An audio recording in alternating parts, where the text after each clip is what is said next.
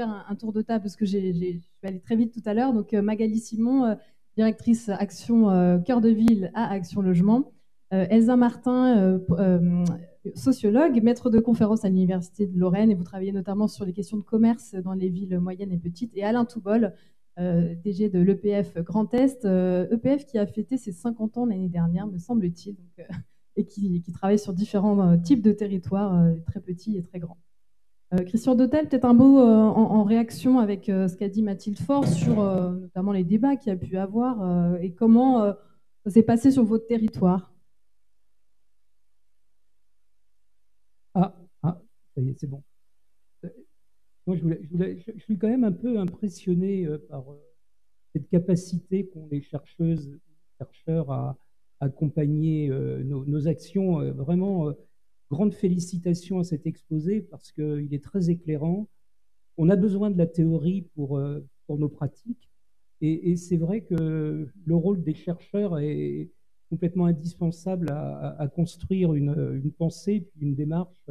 Donc vraiment, je voulais vraiment féliciter ce que j'ai entendu, qui est tout à fait remarquable. En très peu de mots, elle a résumé beaucoup de débats qui, eux, entraînent beaucoup de mots entre des élus sur toutes ces questions de sol, l'étude des sols, cette question de la biodiversité, qui n'est pas toujours évidente chez nos élus. Quand on parle de biodiversité, c'est encore un mot qui commence à s'inclure dans nos débats, mais il y a encore un peu tabou.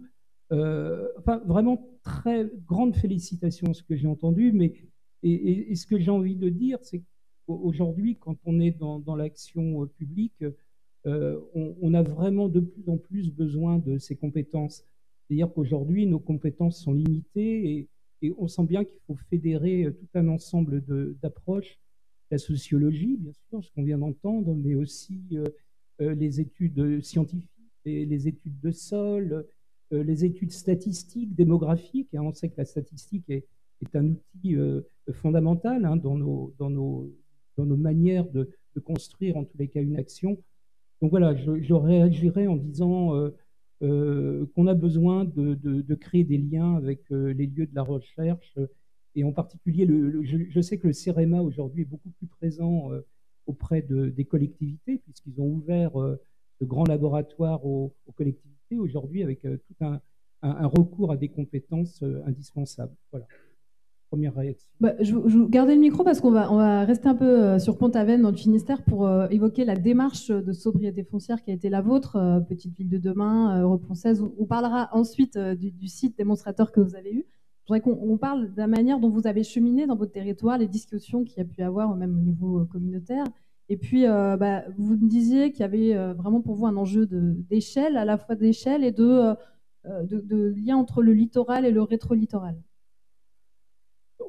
Écoutez, Pont-Aven est dans un petit territoire, correspond d'ailleurs à un territoire d'agglomération, puisqu'on est une agglo de 9 communes, 50 000 habitants, dont Concarneau est la ville-centre. Et je dois dire aussi dans une région qui est un très mauvais élève. Alors je vais peut-être me lever pour voir en même temps les diapos, pas n'importe quoi. Mais... Bon, merci. Donc, je disais que nous sommes dans un territoire inclus dans une région qui a un très, très, très mauvais élève en termes de sobriété foncière. Et vous savez que la Bretagne a consommé de 2000 donc à 2011 18 000 hectares. Vous savez, la surface de Paris intramuros, c'est 15 000 hectares. Donc, ça veut dire qu'on a construit plus que Paris en 10 ans. C'est vraiment le très mauvais exemple. Je crois que d'ailleurs sur les classements en termes de consommation de surface naturelle, agricole et forestière, on est la première région donc consommatrice avant l'Île-de-France pour l'habitat. Globalement, on est la deuxième après l'Île-de-France. Donc c'est un effort qui est demandé aux élus à travers d'ailleurs le conseil régional, est considérable. Alors, ça tient évidemment à toute une histoire à la fois démographique. Vous savez que la région Bretagne a été très peuplée, puisque jusqu'au début du XXe siècle, il y avait 6 millions d'habitants. Il n'y en a plus que 3 millions. Donc, il y a eu quand même une dépopulation importante, entre autres 14-18, enfin, j'en passe, c'est des meilleurs, mais il y a eu une vraie décroissance. Et aujourd'hui, on s'est bien rattrapé à partir des années 60, puisque l'idéal de l'habitat, c'était la maison individuelle sur sa parcelle de 800 mètres carrés, puisque c'était la moyenne à peu près utilisée, et évidemment une multiplication de la périurbanisation. À Pont-Aven, on a de la chance, car les 30 dernières années, il y avait plutôt un régime, disons, de gouvernance très conservateur, et on ne construisait rien. Il fallait rien dépenser. Donc, je remercie les élus. À chaque fois que je les vois, je dis merci de n'avoir rien fait, parce qu'au moins, aujourd'hui, on est assez préservé de la périurbanisation. Donc, au début de notre mandat, en 2020, on a essayé de mener une réflexion précisément sur quelques grands principes qu'on voulait respecter tout au long de notre mandat, et en particulier une sorte de refus de la périurbanisation, puisqu'il n'existait rien, et d'essayer de réfléchir un petit peu autrement. Donc on a demandé au tout début de notre mandat à des étudiants, c'est pour ça encore que la recherche est importante, à des étudiants d'un master de l'école d'architecture de Nantes, de nous mener une réflexion pendant le temps d'un master sur faire un bilan, un diagnostic urbain sur notre commune, bilan démographique, bilan foncier, bilan esthétique. Et puis là, vous avez un certain nombre d'items sur lesquels ils ont pu réfléchir, donc sur la mobilité, mobiliser le bâti existant, développer la ville sur elle-même, articuler le centre et la périphérie, regagner l'espace public, réfléchir à l'échelle intercommunale, promouvoir la mixité fonctionnelle dont parlait l'étudiante ou la chercheuse pardon, tout à l'heure, favoriser l'animation et cultiver la ville compacte. Ce travail a été mené donc pendant 6 mois avec une restitution publique auprès des habitants, mais aussi auprès des élus et auprès de l'agglomération, puisqu'on l'a fait en parfaite évidemment, coordination avec notre agglo. Alors, du coup, ça a donné une réflexion sur notre cité de créer des nouvelles centralités à partir du bâti existant. Donc, on a fait cette évaluation donc, avec nos étudiants, et puis par la suite, on a défini certaines centralités qui permettaient d'établir une compacité de l'ensemble de la commune et non pas de créer des espaces trop centralisés. Alors, on a fait l'inventaire du bâti et on s'est dit qu'il fallait remettre en place un certain nombre d'équipements publics, puisqu'il y avait très peu d'équipements à Pont-Aven. Et donc, dans l'ancienne poste que vous voyez au premier plan, on a créé une maison de la santé qui vient d'être d'ailleurs inaugurée. Dans la partie du haut, on a créé un lien car Pont-Aven est le résultat d'une fusion entre deux communes en 1954, entre Nizon et Pont-Aven. On a créé une sorte de trait d'union à travers un parc qui est devenu un refuge LPO. Sur la partie est de la commune, dans une ancienne caserne de pompiers, puisqu'on vient de construire avec 2 autres communes un nouveau centre d'incendie. Dans l'ancienne caserne, une salle polyvalente. Dans l'ancien musée de Pont-Aven, une médiathèque et un office de tourisme. Et puis enfin, tout à fait au nord-est de la commune, une friche industrielle de 35 000 m², qui friche de la Belle Angèle, sur lesquelles on va donc essayer de mener une opération précisément. Je voulais vous dire que justement, on va parler de ça juste après. Peut-être que je vais, à moins que vous ayez quelque chose sur la démarche en plus à dire, mais mais je pense que voilà. On va s'arrêter un petit peu plus sur le site Angèle tout à l'heure. Merci.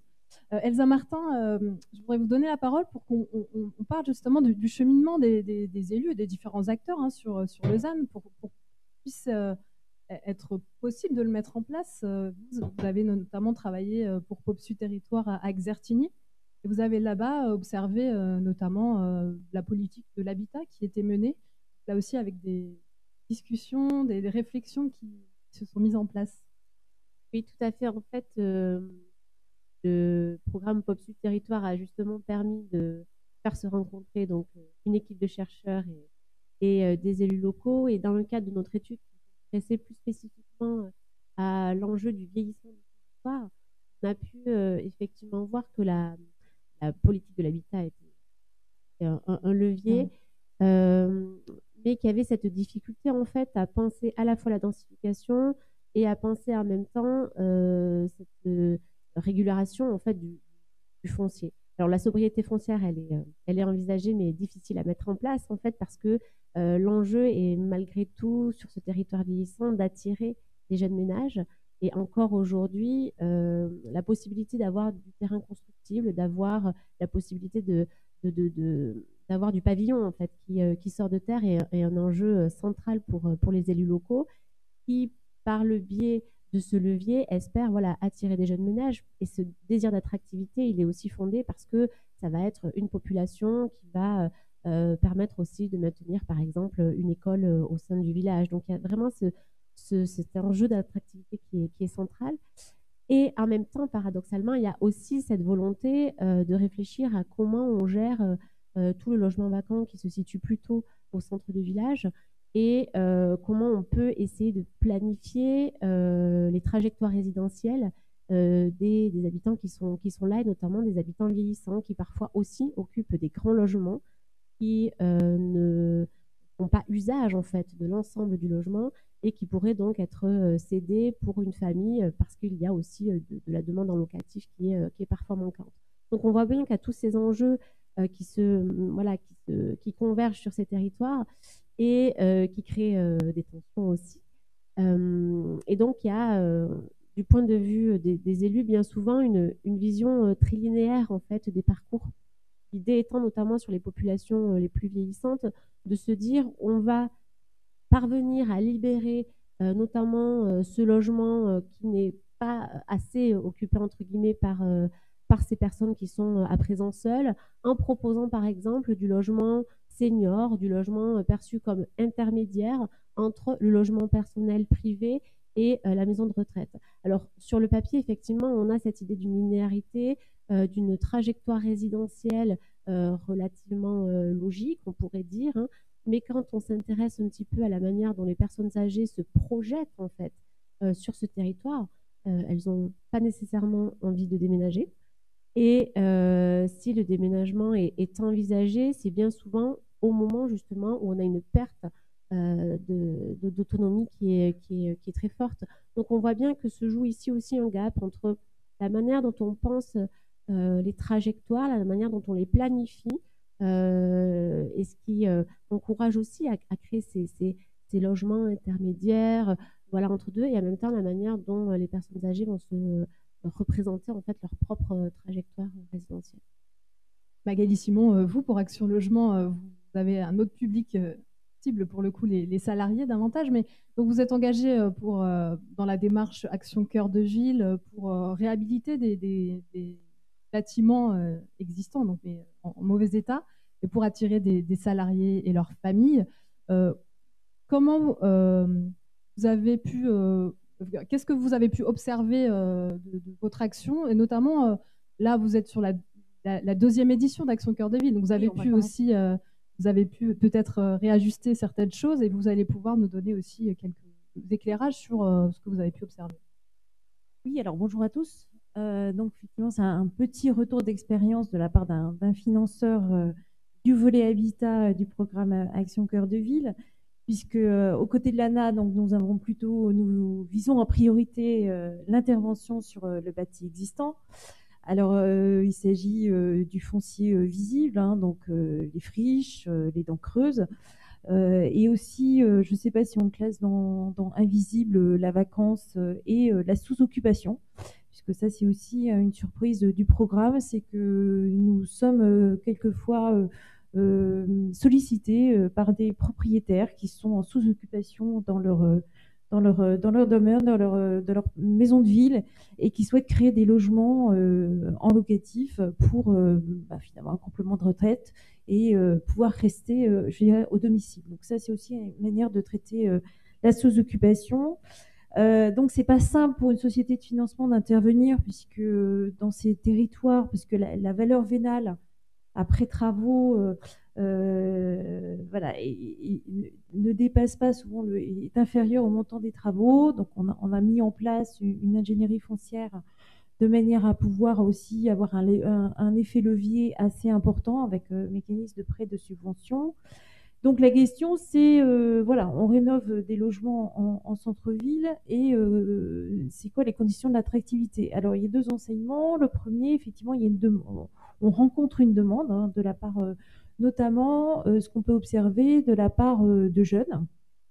Donc c'est voilà, c'est la décohabitation, le départ des parents ou un rapprochement du lieu de travail, et également des personnes isolées dans le cadre d'une séparation. Donc là, c'est une décohabitation un peu douloureuse, un peu forcée dans le cadre d'une décohabitation.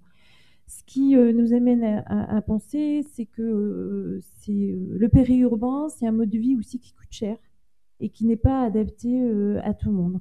Donc finalement, cette offre nouvelle dans les centres-villes, elle permet d'offrir aussi une alternative, en tout cas une solution à ces personnes qui, dans leur moment de vie, ont besoin d'intégrer un autre type de logement.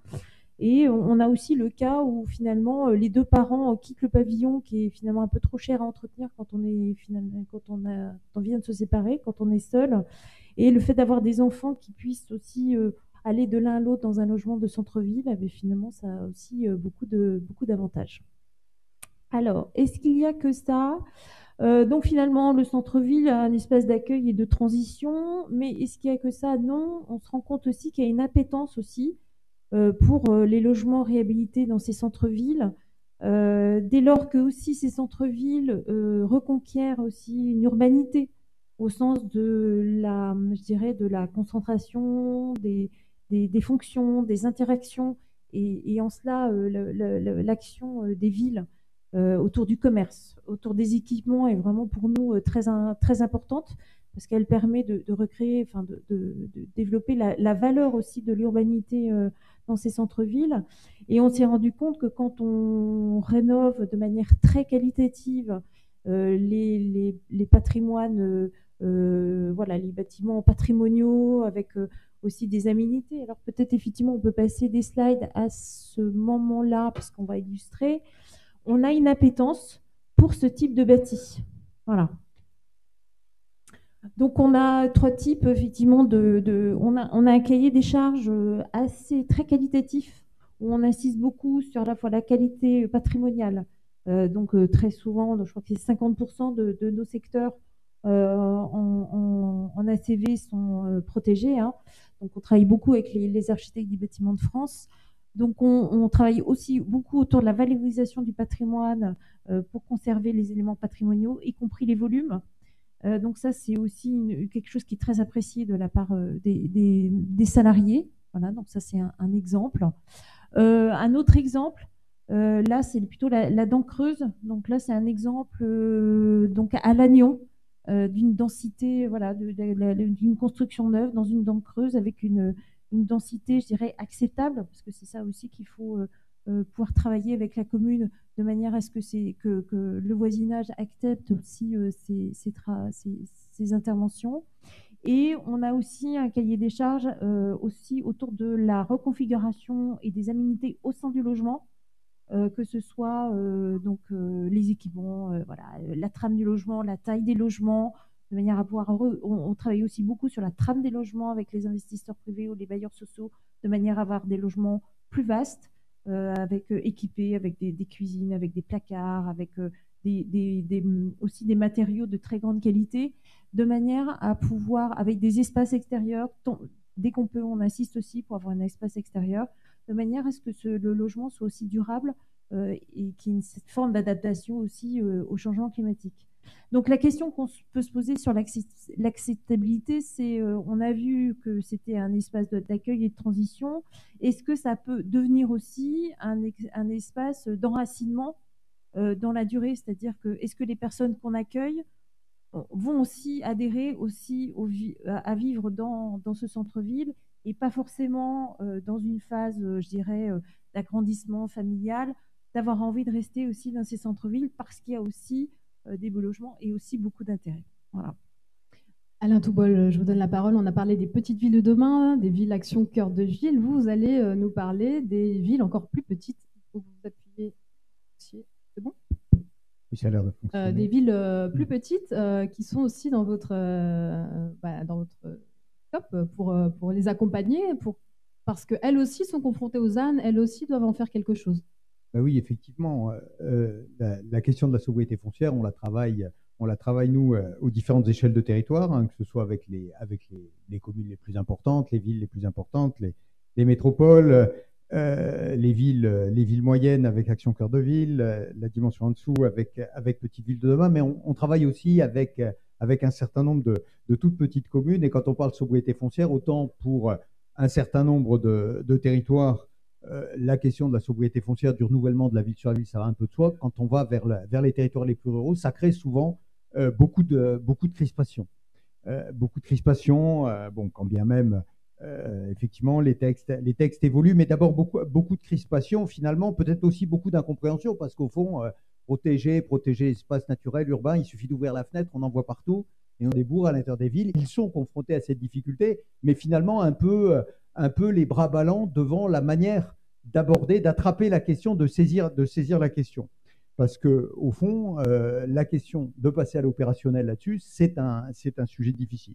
Alors, en gros, on voit quatre volets sur lesquels travailler. Alors, dans le désordre, mais un premier volet, c'est d'identifier les biens sur lesquels il serait intéressant de travailler. Donc, il y a une question de stratégie, il y a une question de repérage. Alors, ce qui peut amener à travailler sur tel ou tel bien, on voit bien, les raisons peuvent être très, très diverses, hein.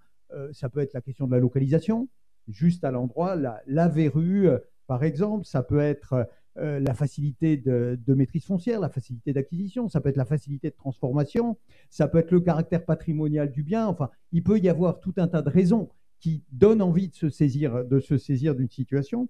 Deuxième sujet, c'est effectivement peut-être de réfléchir à la question de la maîtrise foncière. Alors, elle vient éventuellement tard dans la liste, hein. Je disais, il n'y a pas forcément d'ordre, mais la question de la maîtrise foncière en la matière, c'est un sujet qui peut être pratiquement inextricable. Alors, on connaît toutes les situations, depuis le bien sans maître, l'abandon manifeste, la succession qui n'a pas été réglée, des indivisions infernales dans lesquelles, au milieu de tout ça, il y a toujours quelqu'un qui ne veut pas vendre, dès lors qu'on a réussi à retrouver tout le monde. Donc, des situations qui peuvent être vraiment inextricables. Et là, on va amener aussi de la technicité, finalement, sur cette question-là, parce que il y a beaucoup de procédures, le droit est très riche en la matière, mais toutes ces procédures sont d'une part très techniques et fréquemment très longues à mettre en œuvre, donc assez démotivantes au fond. Et on a tous un travail à faire pour essayer de réfléchir à fluidifier ces procédures, peut-être à certains moments à les industrialiser pour pouvoir traiter plusieurs sujets à la fois. C'est des questions sur lesquelles on réfléchit. Un troisième volet, c'est de construire un projet. Construire un projet, c'est quoi faire. Alors, quoi faire sur du bâti, mais on peut se retrouver aussi face à des situations dans certains villages, c'est l'image de gauche, hein, une grande friche industrielle d'un territoire très détendu. Qu'est-ce qu'on fait? Qu'est-ce qu'on imagine à cet endroit-là pour demain? Donc, qui mettre autour de la table et pourquoi faire? Comment rassembler un peu d'intelligence, un peu de projet, et puis qui pour porter le projet? Peut-être de l'investisseur local, peut-être la puissance publique, peut-être des opérateurs. Et puis là, trouver des opérateurs, ce n'est pas forcément évident dans certains territoires. Et puis se pose aussi la question du financement, mais je crois qu'on y reviendra un petit peu plus tard. Elsa Martin, je vous laisse rebondir peut-être sur le fait de... Monsieur Toubol parlait de faire projet. Là, il y a un gros enjeu d'appropriation.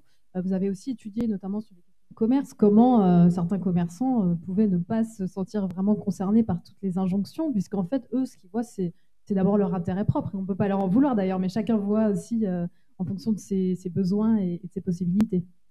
En fait, sur cette question du commerce, il y a plusieurs niveaux là aussi, parce que sur certains territoires, on voit bien qu'il y a une volonté, là encore, d'anticiper, de planifier.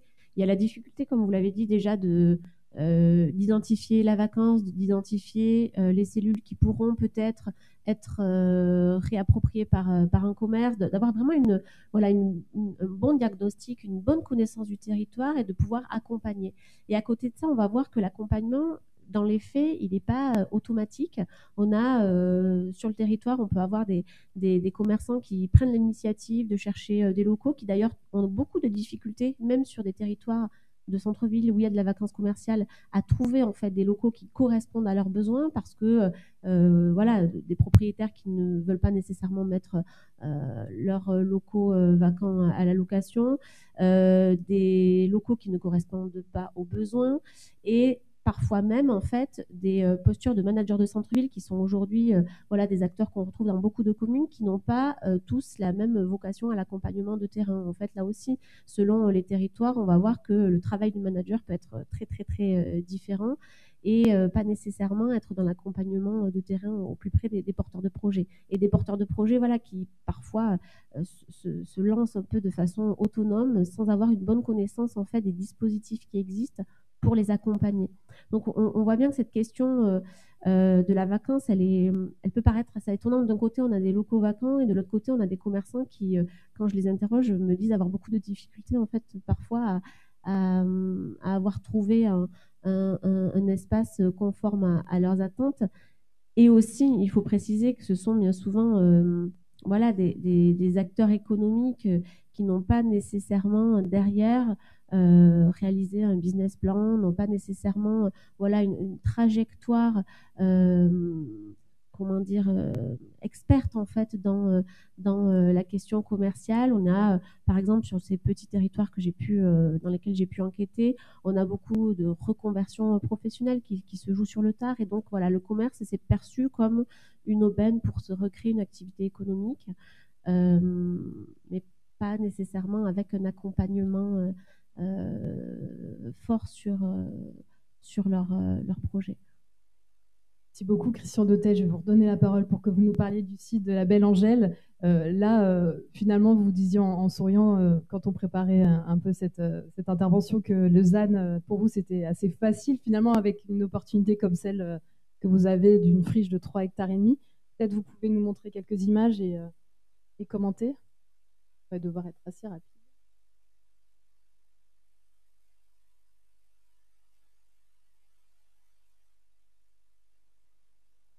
Alors, passez très vite les sliders. Donc, je le disais tout à l'heure, on a commencé par un diagnostic et un bilan, ça nous paraissait important. Et puis, la démarche suivante a été de... Hop là. Alors, attendez, excusez-moi. Voilà. La démarche précédente, en fait, c'est... L'éligibilité à PVD nous a aidé à construire une démarche cadre.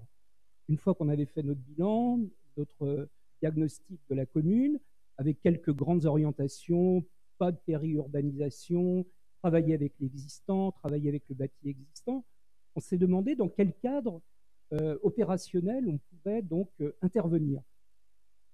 Le PVD donc a été une opportunité, pourtant on était une commune de 3000 habitants, donc on n'était pas tout à fait dans le format. Le préfet, nous sommes intervenus auprès du préfet, on a vraiment insisté pour entrer dans ce dispositif, bien que ça nous a aidé à réfléchir à un périmètre. Le périmètre PVD, finalement, c'est un outil extraordinaire parce qu'on a essayé de le faire coïncider avec le périmètre de la SPR, puisqu'on est dans une ère SPR, et aussi le périmètre, parce qu'au même moment, on demandait notre éligibilité aux petites cités de caractère. Si bien qu'on a essayé de superposer la cartographie et d'avoir un seul périmètre d'intervention pour PVD, pour donc le SPR. Site patrimonial remarquable. Pour voilà, tout à fait. Et pour petite cité de caractère. Si bien qu'on avait un outil qui était simplifié et un domaine d'intervention qui pouvait aller de l'un à l'autre indifféremment. Donc ce périmètre a été nécessaire pour obtenir notre labellisation, disons, PVD. Donc vous voyez, alors on l'a organisé d'une certaine manière autour de la rivière, puisque l'axe structurant de Pont-Aven, c'est son fleuve, hein, la Veine, Pont-Aven. Et donc on a utilisé ce transect comme une sorte d'axe sur lesquels on pouvait agir, intervenir et développer la commune. Alors, la partie sud-ouest, eh bien, c'est l'estuaire de la Veine maritime, et la partie nord-est, c'est donc la Belle Angèle dont on va parler maintenant. Donc, la Belle Angèle, c'est une friche de 35 000 m² qui est le vestige du passé industriel de cette ville, puisque au XIXe siècle se développent les conserveries de poissons, puis légumières, donc très liées au littoral avec Concarneau, Tréguin, Trévignon, etc. Donc ce passé industriel était très important puisque 5 conserveries existaient sur la commune. Donc c'est une commune ouvrière, d'essence ouvrière. Et d'ailleurs aujourd'hui encore, quand on analyse un peu le bâti de Pont-Aven, mis à part les quelques très belles villas qui étaient les villas des armateurs qui suivaient la Sardine autour des coteaux de la Veine, eh bien vous avez toutes les cités ouvrières qui sont donc l'héritage de ce monde industriel de Pont-Aven, assez récent, puisque dans les années 80, les usines ont fermé les unes après les autres. Et d'ailleurs, dans la slide que je vous avais montré tout à l'heure, le jardin qui relie nos 2 communes historiques, c'est une ancienne usine qui a été renaturée à une époque où le terme n'existait pas et qui a été fait très naturellement. Donc la friche de la Belle Angèle, 35 000 m², bâtiment de moyenne qualité, mais qui borde la rivière, qui est le lieu patrimonial très connu pour une autre histoire, qui est l'histoire des peintres, puisque c'est le lieu où venaient peindre sur le motif les peintres dits de l'école de Pont-Aven. Alors c'est un périmètre donc cette friche industrielle est la partie nord-est de notre transsecte de la Veine. Alors vous voyez, c'est un bâtiment qui longe une voie départementale, mais en même temps la rivière, et qui est assez considérable puisque son échelle, c'est l'équivalent du centre de la ville. Donc voilà un petit peu la situation. Donc très rapidement, on s'est adressé à l'EPF pour donc l'acquisition de ce site et actuellement on travaille donc conjointement avec l'EPF à la réhabilitation de ce site. Alors la première action, la première démarche qu'on s'est dit, il nous faut un concours d'idées, même si on en avait un petit peu nous-mêmes, mais il fallait qu'on soit accompagné par des idées, non pas administratives, d'un statut administratif, mais plutôt une conception libre, plutôt une démarche architecturale. Et on s'est donc inscrit dans le Europan 16, dont le thème était le métabolisme urbain, la revitalisation. Donc nous étions dans ce moment un petit peu privilégié où 27 équipes ont répondu à notre projet de la Belle Angèle, 27 équipes, ce qui nous faisait grosso modo être le premier site français en termes de réponse et le deuxième site européen. On a eu 3 lauréats, donc Bitmachine, Magnétisme salin et Invisibility of Visible, qui est une équipe italienne.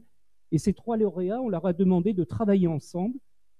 Ils étaient sur des projets très complémentaires, un à dimension plutôt paysagiste, un autre à dimension plutôt architecturale, le 3e projet, et Bitmachine qui était plutôt lié au lien entre bâti et biodiversité. Donc on leur a dit, écoutez, comme vous êtes complémentaires, essayez de monter un atelier commun pour pouvoir réfléchir de manière collective à ce projet.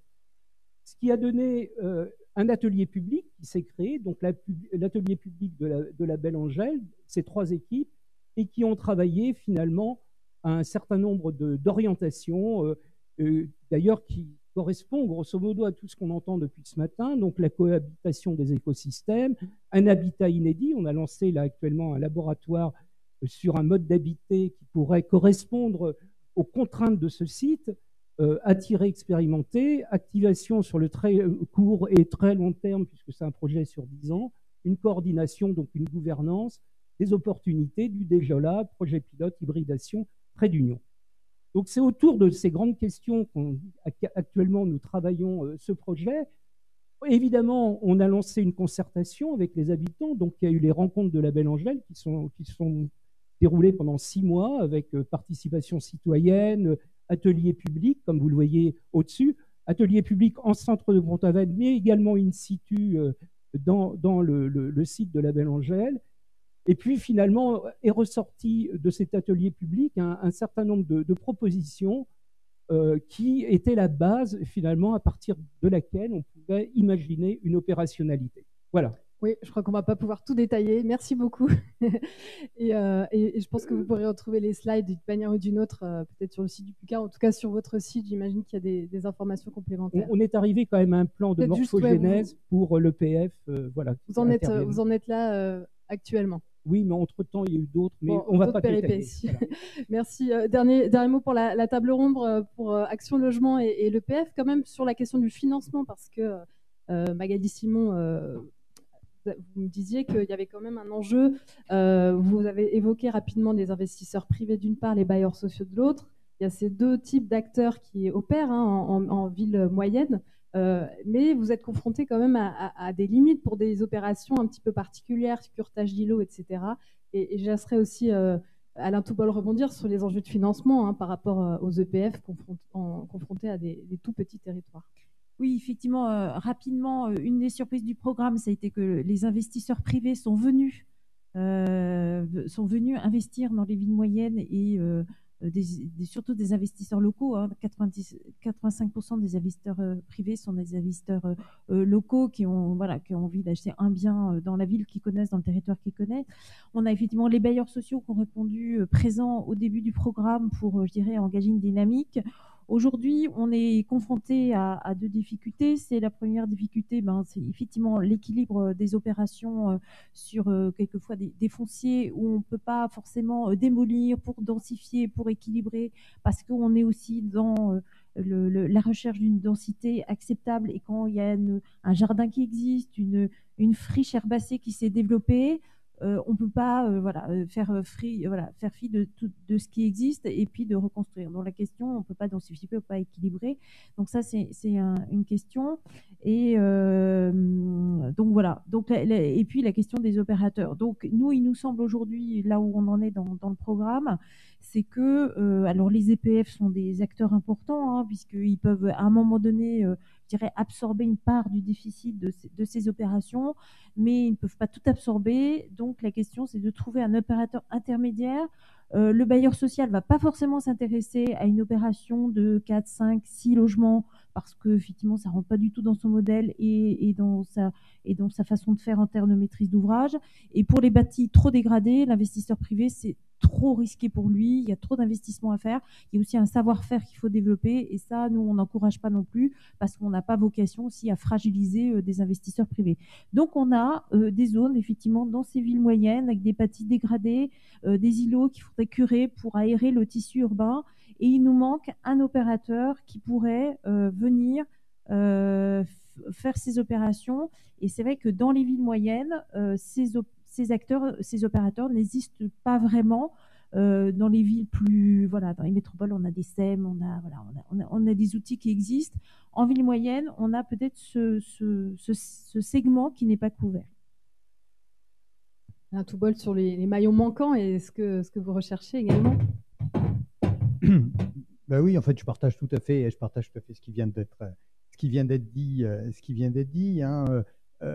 Bon, déjà, une petite remarque, les bâtiments, ces bâtiments vacants, ces bâtiments dégradés, bâtiments qui à l'œil ne valent rien, mais dès qu'on commence à s'y intéresser, tout de suite, ils se mettent à valoir quelque chose, beaucoup plus que ce qu'on pouvait imaginer. Je pense que chacun comprend ce qu'il y a derrière mon propos. Deuxième difficulté à laquelle on est confronté vraiment dans les territoires peu denses, dans les territoires détendus. Alors, je ne sais pas s'il faut utiliser le terme, enfin, on va rester sur celui-là. Territoire détendu, bâtiment avec un fort caractère patrimonial, marché fragile, marché très fragile, on n'arrive pas à trouver de solution. Alors, on essaye de s'y mettre, tous. Alors, l'État, il y a des politiques régionales, parfois sur certains départements, des politiques départementales. L'EPF peut parfois pour une partie de sa part, mais il y a quand même quelque chose à inventer, parce que finalement, cette réutilisation du bâti, cette restructuration urbaine à toutes les échelles de territoire, y compris les plus petites, c'est aussi et particulièrement pour des espaces en décroissance, une façon de retrouver de l'attractivité, retrouver de la qualité de vie, puis finalement se donner une vraie piste positive pour poursuivre son développement. Merci à tous les quatre.